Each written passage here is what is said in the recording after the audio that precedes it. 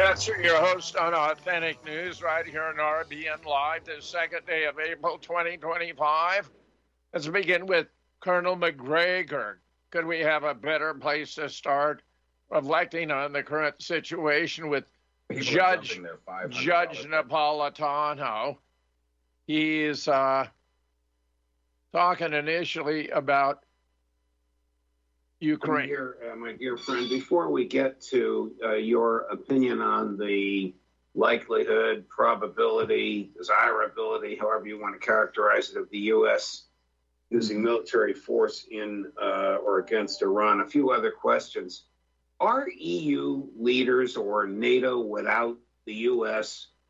actually preparing for a war with Russia? I think there's a great deal of talk, but I don't see much evidence for action. And you're talking essentially about London, Paris, and Berlin. And as you know, in Berlin, they had to vote to change a provision in the basic law so that they could exceed their budgetary limits. Frankly, it's very hard to believe. Military power takes time to develop and grow. It doesn't happen overnight. Usually, on average, it's about 10 years. And so whatever you invest today, you will begin to see an impact provided the organization changes and adapts to the new technology in about 5 years.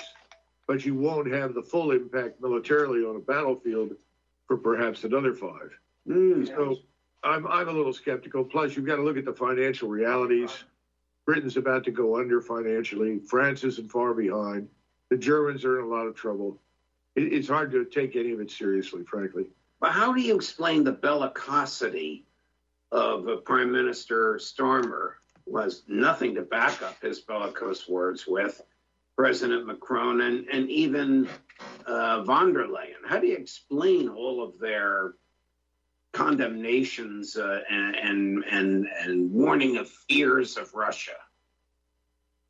I think we're in a position right now where the globalist ruling class, primarily in Western, but not exclusively Western Europe, is clinging tenaciously to power. We just saw Marine Le Pen, I think, judged unfairly and then ridiculously placed in prison. I suspect that France is within weeks of a tremendous revolution. I don't see how they get through the summer without it. This kind of behavior is not evidence for strength. It's evidence for weakness and fear. They're going to go down fighting as far as they're concerned. The initial strategy was to try and drag us into the war that we didn't want to fight in Eastern Europe. That failed miserably, and so the next stage was either we stand up, join hands, and try to march into war together, or we'll simply be removed from power and it's over. And I think they're sensing that it's over. So I don't take these things very seriously at all. Starmer, good Lord, I'm surprised that the English population hasn't at least risen up and done away with him. That may yet happen. The situation in the West is very, very, very fragile. Let me turn now. Hal Turner. Russia warns of catastrophic consequences after Trump threatens to bomb Iran. Moscow has condemned Trump's warning to bomb Iran if it refuses a new nuclear deal, calling it an unacceptable ultimatum. Iran is now considering a preemptive strike at Diego Garcia. Frankly, I endorse it. It's the right thing to do. Take out this massive assemblage of military equipment before it can be used against you. It's on an isolated island. Collateral damage would be minimal to non-existent. And under international law, Iran has the right to do this. They confront an imminent threat. And under the UN Charter, the Geneva Convention, international law, a nation that confronts an imminent threat has the right to undertake a preemptive strike. My advice would be, do it. Deputy Foreign Minister Sergei Ryabkov said the U.S. strike on Iran's nuclear infrastructure would destabilize the entire region and urged Washington to de-escalate. Now, remember, Trump's message was clear. No deal means unprecedented bombing and renewed sanctions, but we're not talking about nuclear weapons. We're talking about the peaceful use of nuclear energy, which many nations embraced. In fact, it was the Atoms for Peace program that was sponsored by the United States that initiated Iran's development of these nuclear reactors for peaceful purposes. Remember, even our Director of National Intelligence, Tulsi Gabbard, has declared it's the consensus of the U.S. intel community Iran not only has no nukes, it's not pursuing the development of nukes. So what the hell is going on? We're going to bomb them because they won't give up their peaceful use of nuclear energy to which they're entirely entitled under international law? I mean, this is grotesque. Grotesque. Meanwhile, Iran has revealed information about a new class of plasma weapons. We don't know how they perform, what they do, but I'll bet they are good. Immediate effects of a war with Iran, inflation apocalypse, retaliation could choke off key oil routes, of course. The price of oil is going to skyrocket to 110, 115 a barrel at the pump. It's going to skyrocket. Global economic growth cut by 2 to 3%. Should it last 2 to 3 months? Frankly, I think it'll be brutal, but rather short with today's weapons. Here's an update. The Israeli Ministry of Foreign Affairs has issued travel warnings for Israelis traveling abroad. The Israeli Air Force has announced exit restrictions from air bases. No personnel allowed to leave. Chief of U.S. CENTCOM met with Israeli military leaders because, of course, they're planning this together. This is all for Israel. Russian Foreign Ministry, we warn against any strikes on Iran's nuclear infrastructure. Bombing those facilities would have consequences for the entire region, as they have asserted before. Meanwhile, the Iranians load missiles onto launchers in all underground missile cities after Trump threatens them with bombing, the likes of which they have never seen before.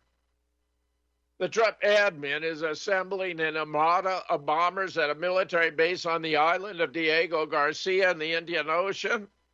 Meanwhile, the Iranians have loaded their missile launchers and are prepared to instantly respond to any attack. In other words, we've never been closer to an apocalyptic war in the Middle East than we are right now.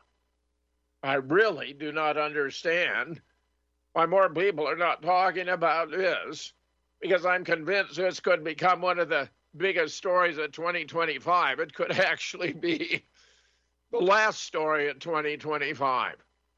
Once Iranian ballistic missiles start falling on Israeli cities and U.S. bases throughout the Middle East, there'll be no turning back. Unfortunately, it appears that peace is not likely at this point in time. Get this, too. We have a report. Israeli missiles could hit some 60 American bases. We're talking about taking out some 50,000. Being with me again today. When a country plans to attack another country, normally tries to find out what capabilities, what potential that country has that you're about to attack. So you plan according to the potential capabilities of that country to hurt you, to harm you, to retaliate. Yesterday I made a video about Iran warning Donald Trump, the United States of America, that is the American citizens, that it will retaliate if Trump decides to go ahead with his threat to bomb Iran. This was today's video. Trump threatens to bomb Iran. Israel's happy. Iran vows retaliation. Iran wants nukes. US B-2s are ready to bomb Iran. So you might think, what are the capabilities of Iran to harm the United States of America? I have here an article that will give us a glance on Iran's capabilities to hurt U.S. personnel and about 60 military bases, U.S. bases, located in the range, striking range of Iranians' missiles. I'm not talking about detonation or any attacks on the American soil that is activating their little cells currently operating on the United States soil.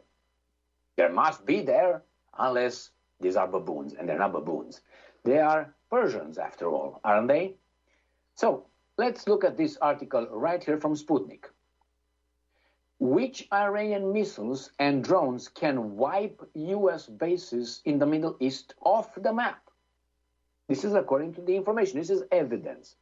Now you can say maybe they exaggerate when they're going to say we got 3 million drones. They probably have 2 million drones. Or we have, 5 billion missiles. They have 3 billion missiles. Okay, or something like this. Or maybe they say we have hypersonic missiles when actually they don't. Doesn't really matter in this scenario. So I'm going to show you maps, names, numbers, distances, ranges, and all that. President Trump has threatened to bomb Iran in a manner that likes of which, and I'm quoting, they have never seen before. And I'm quoting, unless a new nuclear deal is agreed, according to Trump's plans and not request, demands.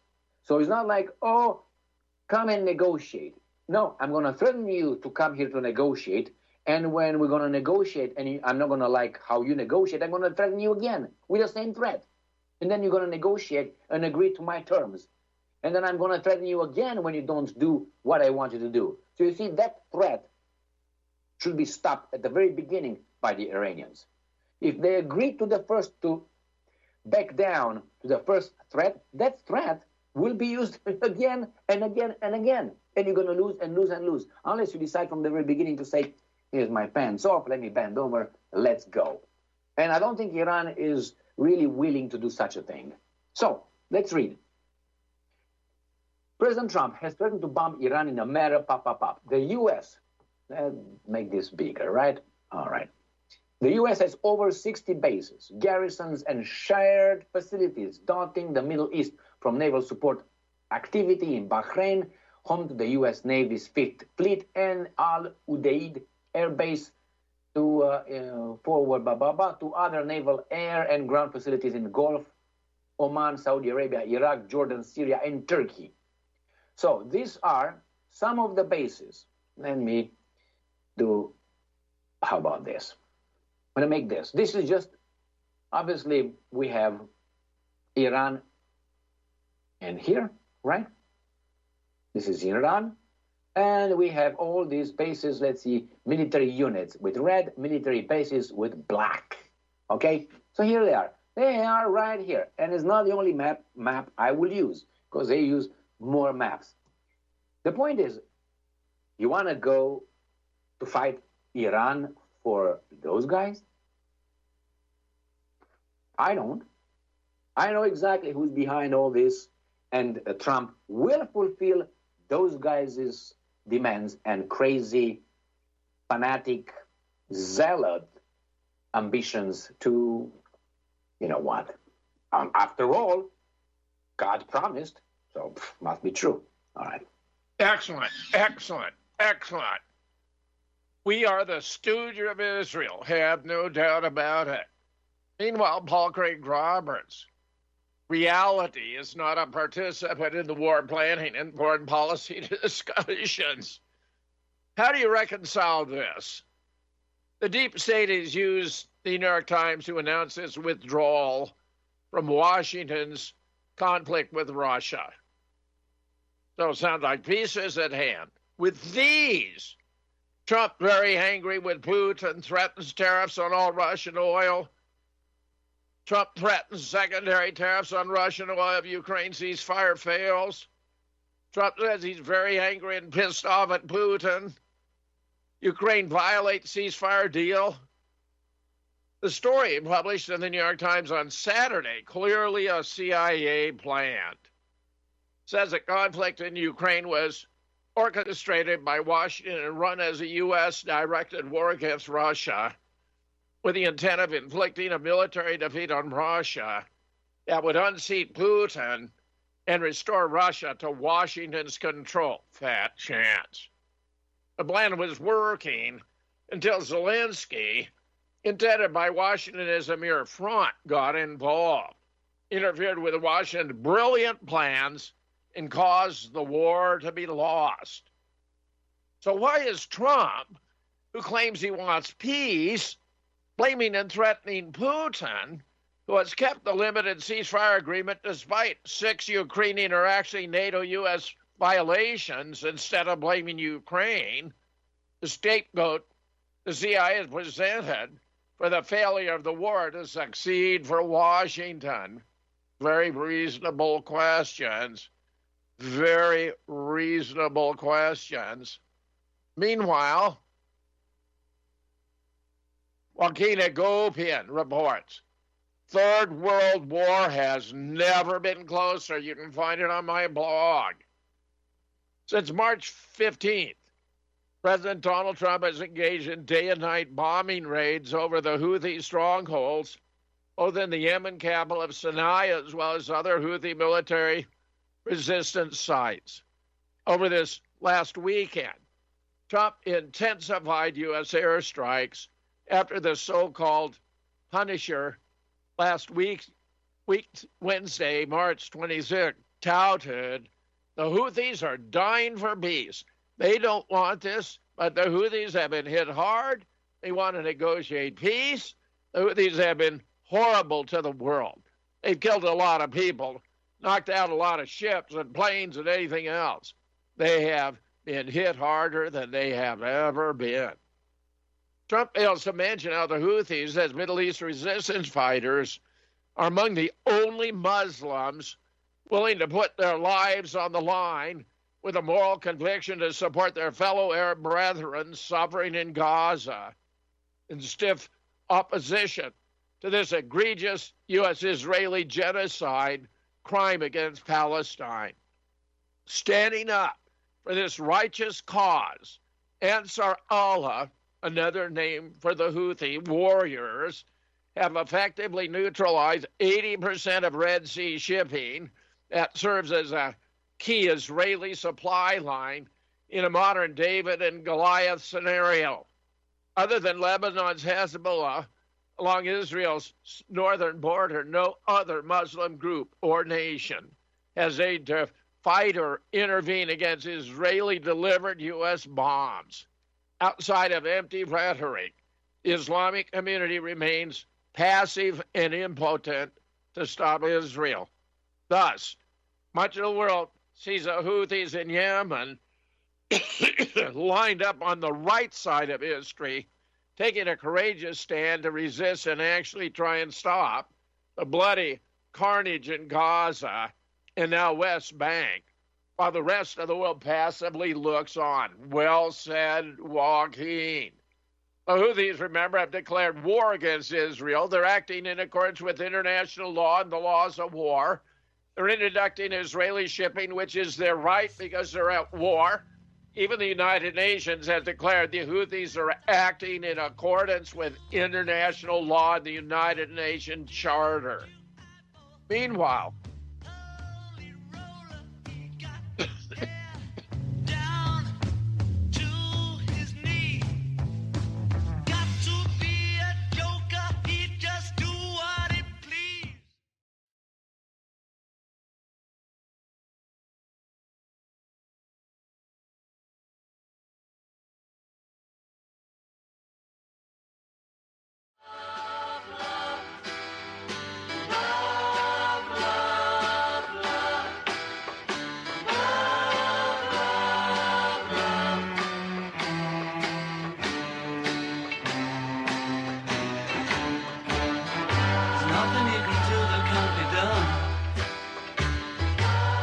you can sing that can't be sung. Nothing you can say, but you can learn how to play the game. It's easy. Zero hedge Europe, idiocracy turned to the dark side. Ukraine's President Zelensky posed for a photo shoot wearing an olive green t-shirt emblazoned with a bizarre design that read, "Come to the dark side, dominate or die." At the time, I wondered who thought it appropriate to even come up with such slogans, let alone have Ukraine's president wear it on his chest. The photo shoot was arranged by a British PR team at the time. A short documentary report about this was published in social media. Who thought this up? Dennis Smalley, an editor at Executive Intelligence Review, commented as follows. Let's remember, Zelensky is an actor. He's been given lines to read.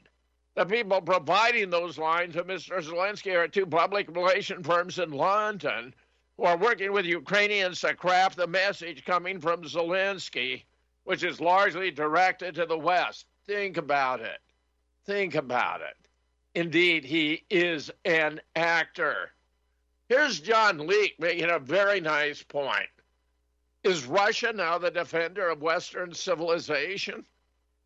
When I was in grad school, I read all the literature on how European revolutionary doctrine had destabilized Russia in the late 19th century. The process culminated with the Bolsheviks, animated by the crude doctrine of Marxism-Leninism, unleashing hell on the country. The bibliography is vast. I suspect few Americans or Englishmen alive today have read many of these. When Russian President Putin was a young man, he participated in this corrupt system as an intelligence agent stationed in Dresden from 85 to 90, where apparently worked with the Stasi, the German Democratic Republic's horrible secret police. However, there are many indications that at some point after 1991, which was, of course, the occasion of the dissolution of the Soviet Union, or perhaps even during his KGB service, he had something akin to a Damascusine moment in which he saw that the secular state religion he had served was corrupt. I have never met Putin. I know nothing about his character. However, according to Alexander Leovich Dugin, who is said to be Putin's intellectual and spiritual advisor, Putin has genuinely redacted the Marxism-Leninist doctrine of his youth. Here, it should be noted, the West has always struggled to understand the Russian mind, which Churchill famously described as a riddle wrapped in a mystery inside an enigma. Well, I think the Russian mind today is far more clear and principled and moral than the American. Meanwhile, growing network of Israeli outposts in Syria, Lebanon, suggests IDF is playing along, say they are there for good. Mark my words, this is part of the greater Israel project. They're not going to give it up.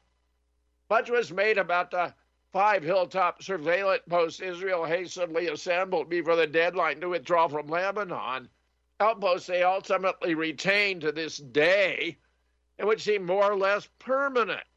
Israel isn't done expanding their military presence beyond their own border. However, the temporary outposts are being thrown up around the frontier between the Israeli-occupied Golan Heights and the also currently Israeli-occupied parts of southwestern Syria. Israel invaded Syria in December after the regime change and presented it at the time as a semi-short-term measure for security's sake. Right. Earlier this month, though, DM Israel Katz indicated the intention is to remain inside Syria for an unlimited time. That means a time that has no end, which came along with threats against Syrian forces if they attempt to resist the incursion, which, so far, they have not. Meanwhile, where's the gold? Germany's conservatives sound the alarm over reserves in the United States. Who they sound the alarm for good reason. They're never going to see it. Can the United States be trusted with Germany's gold? Answer, no.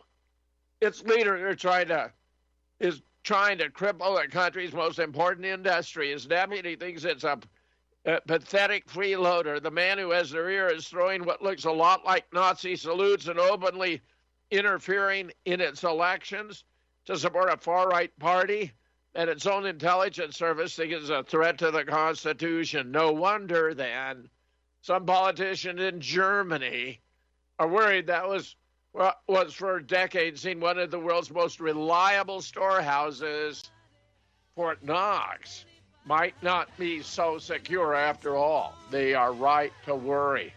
Meanwhile, Javier Milei, the president of Argentina, has shocked the world by revealing that Hitler did escape. Hitler did escape. Who have studied the subject know that Adolf Hitler.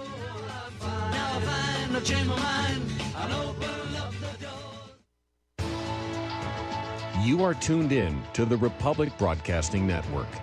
Visit our website by going to republicbroadcasting.org.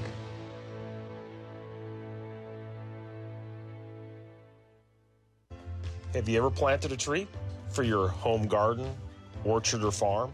Well, you'll know how frustrating it is when deer don't stop nibbling at them and you lose years of growth. We have a very economic solution called Tree Savers. It's basically a greenhouse tube at a very economical price. Most of the tubes are $3 to $4, depending on the length that you want. Very easy installation. Check us out at FURION.com. Furious Growth, that's FURION.com. Susanna's Secret Real Essential Oils of Nature would like to thank you and RBN listeners for your previous purchases. We're announcing that we have a new waterless diffuser in stock with a full 1-year warranty.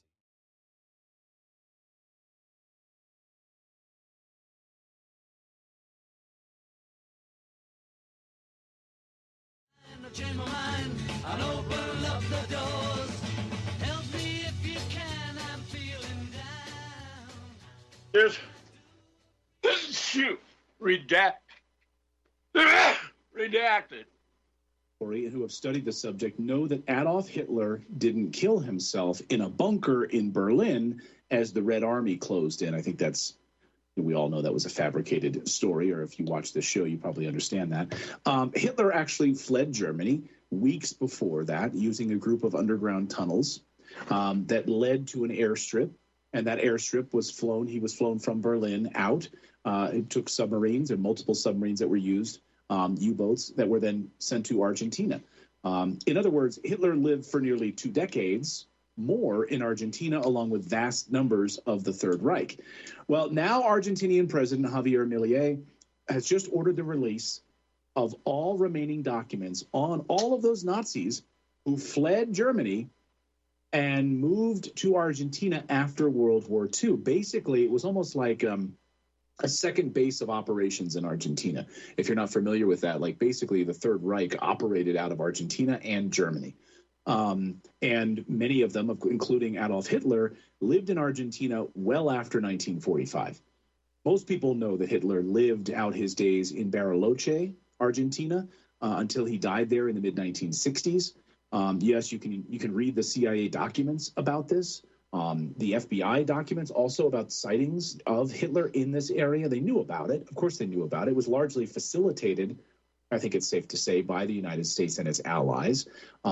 There you go. That's fascinating. That's a real revelation, unlike the phony shit we're getting from our government.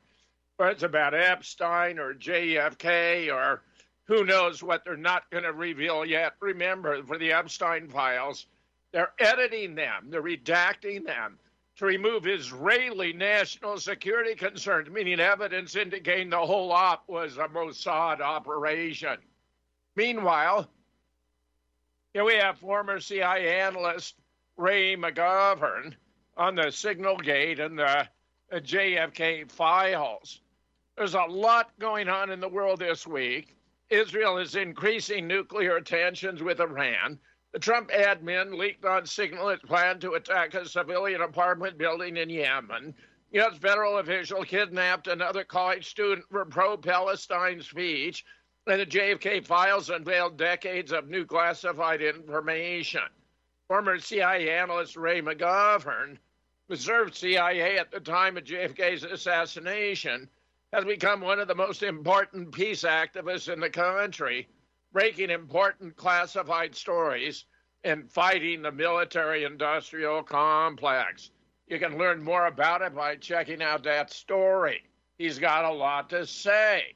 Meanwhile, Karen Kowatowski is talking about why AIPAC is worried. I like that.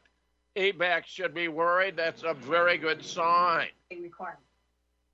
Whether it's a requirement that Trump... Think about his national security team. Principals, as you folks in the government call them, and deputies, to a person, ardent Zionists. Yeah, well, obviously, it cannot be a coincidence. There's no way that this was a requirement. Whether it's a requirement that Trump himself, generated, or if it was a requirement of his election. He took a lot of donations from pro-Israel lobbies and Zionists. So, you have to get something for this money. Trump is known as the transactional person, I guess. So, this was probably the price. I do think, he has friends. He has friends that are Zionists, people he's known all his life, like Witkoff, So that kind of makes sense. But the rest of them, they had to go through, which they successfully did. Were you surprised at the text of the signal conversation that no one raised any moral or legal concerns? Why are we killing civilians? Don't you know this is a war crime? These people are 10,000 miles away from us. They don't pose a threat to us. Haven't we done enough for Netanyahu and his crew? Did the absence of comments like that surprise you, Karen? Yeah, looking at the way they spoke and cheered, it was like, video game almost, like the commentary that you might have in a multiplayer game, where you can talk about these things and cheer each other on. That is very juvenile, and it was as if it wasn't even a real American defense activity. It was actually just almost entertainment or fun amongst people that, unfortunately, for all Americans, have a great deal of power. These guys are making and executing our foreign policy. So it was way too casual. But the other thing is, this is war. They were describing war. They were speaking in terms of war. And it had not come before Congress. Congress has not authorized this war. So there was that aspect. The other aspect was, of course, that the Yemenis, the Houthi and whatnot, these guys are only attacking Israel, passage of Israeli serving ships that are under Israeli contract or whatever. They are attempting to, reduce Red Sea traffic for Israelis. They wish to hurt the Israeli economy, something that, we've talked openly about as a country trying to do to Russia, in that proxy war. So Americans understand that, but none of that was mentioned, that it's an illegal war, that it is a war, that it is not for the protection of all shipping, because most of the concerned shipping doesn't go there anyway. It is specifically for the protection of Israeli shipping, and then, of course, protection for American, naval forces that are there, which are only there to protect Israeli shipping. So, they're really kind of tiptoeing around the fact that this was an Israeli military operation that we executed for them. Have these people attacked us? Have the Houthis attacked American ships or American planes? They've attacked American military ships, but they haven't attacked any non-Israeli related thing. And the Houthis have been very clear. This is the other thing. We're not super clear in what our foreign policy is doing, what the objectives are. I don't think a lot of people don't even know. But the Houthis have been extremely clear in the objective that they have, that it relates to Israel's treatment of Gaza, starving the Gazans to death, murdering them, destroying their houses and homes and businesses, hospitals, killing the journalists, all of the things that Israel is doing in Gaza. The Houthis and the Yemenis government has said, this is why. This is what we are opposing. We are standing up for Gazans. Now, if you say you're standing up for Gazans in America right now, you might get hit with a lawsuit, or maybe some goons will come and arrest you and detain you. But that's the Yemenis government and the Houthi position. We are standing up for Gazans. This is what we're doing. Very targeted, very focused, very clear. And it's as if it doesn't exist. It is. In my opinion, no, I'm not a theist. I say, God bless the Houthis. She's excellent. She's wonderful. Meanwhile, Pete Hegseth, the Secretary of Defense, is going to implement one standard for men and women in combat roles. That means in terms of physical fitness and physical capability. Most women are not going to be able to satisfy the standard. I think it's been loopy. It's a bad idea to have women in combat in any case. Think of a woman on a submarine. The guys are all going to be thinking about her not doing their job. Stupid. Very stupid. Meanwhile, we have the Attorney General declaring they're going to seek the death penalty for this Mangione fellow, the man accused of gunning down the United Healthcare CEO, Brian Thompson, outside a Manhattan hotel on December 4th. This is the first time the DOJ has sought to bring the death penalty since Trump returned to office in January with a vow to resume federal executions. So maybe this will be the first under Trump. Meanwhile, the Doge team finds a huge surge in non-citizen Social Security numbers during Biden's last year. In other words, those who were running the Biden admin, whoever they were, we really don't have a real clear idea, were turning all these non-citizens into citizens illicitly by giving them Social Security numbers so they could drain our resources. That's your and mine. Our tax dollars being given by them in order to benefit the Democrats, because as some of them have admitted, the Democrats were telling all the illegals coming in that they had an obligation to vote Democrat. Of course. Are you surprised? Meanwhile, we have the Trump admin to review billions in Harvard funding over anti-Semitism.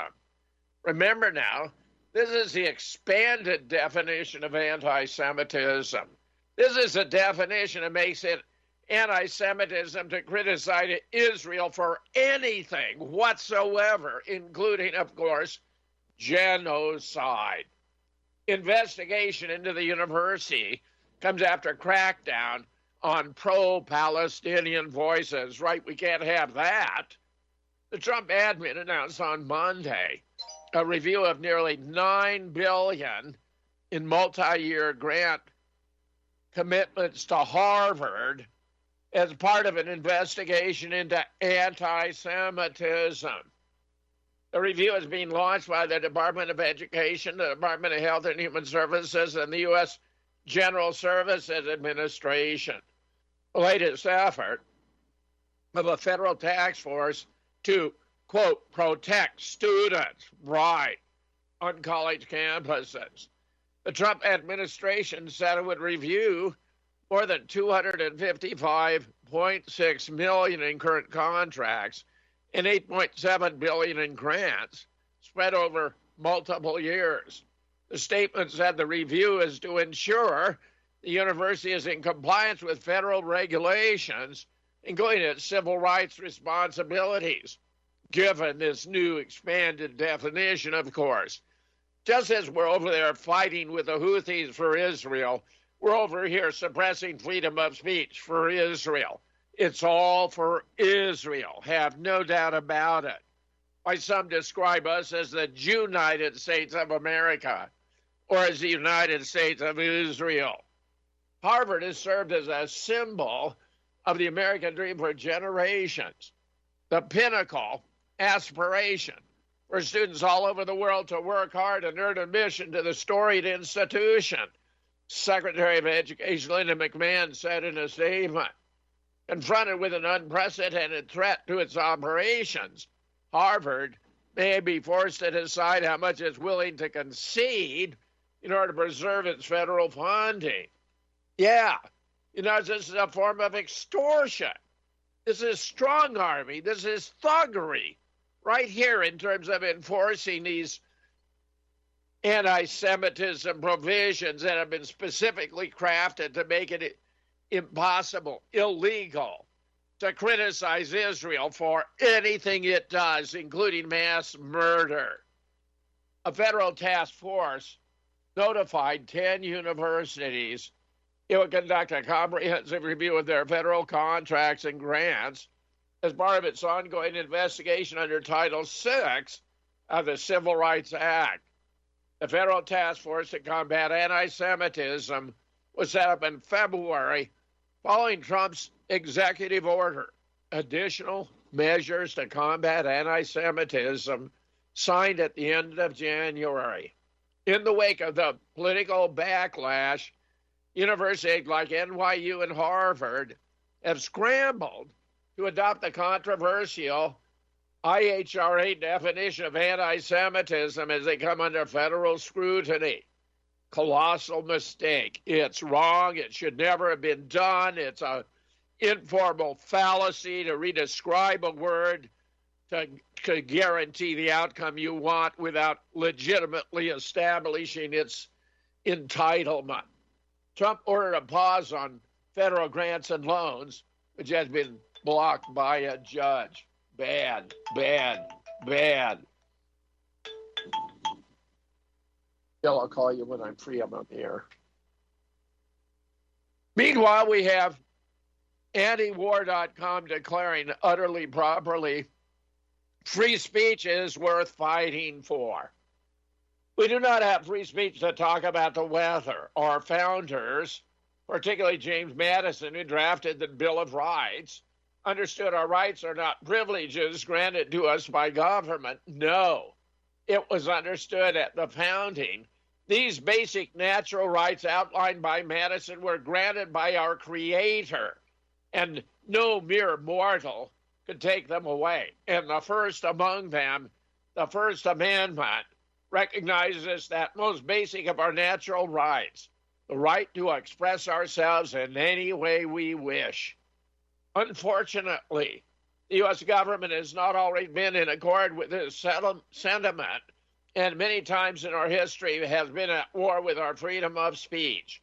From the Alien and Sedition Act at the beginning of our republic to Abraham Lincoln's war on speech to the jailing of anti-war activists during both world wars to Kent State, the political class is all for free speech unless it is threatening to the political class.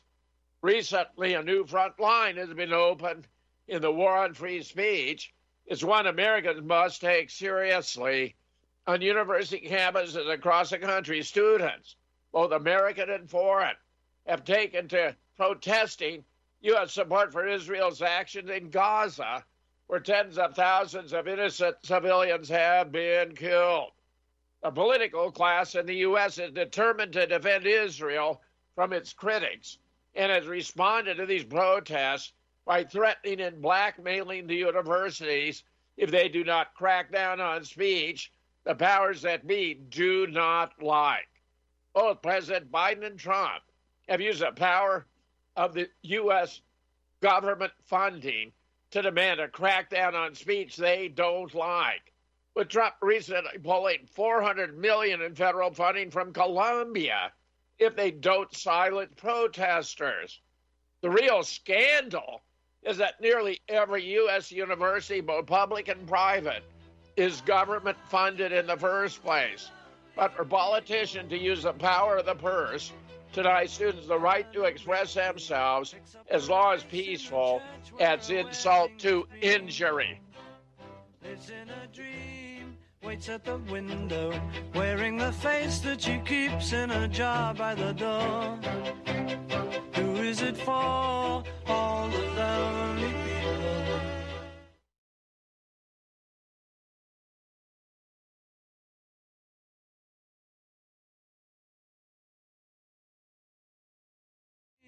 waits at the window, wearing the face that she keeps in a jar by the door. Who is it for?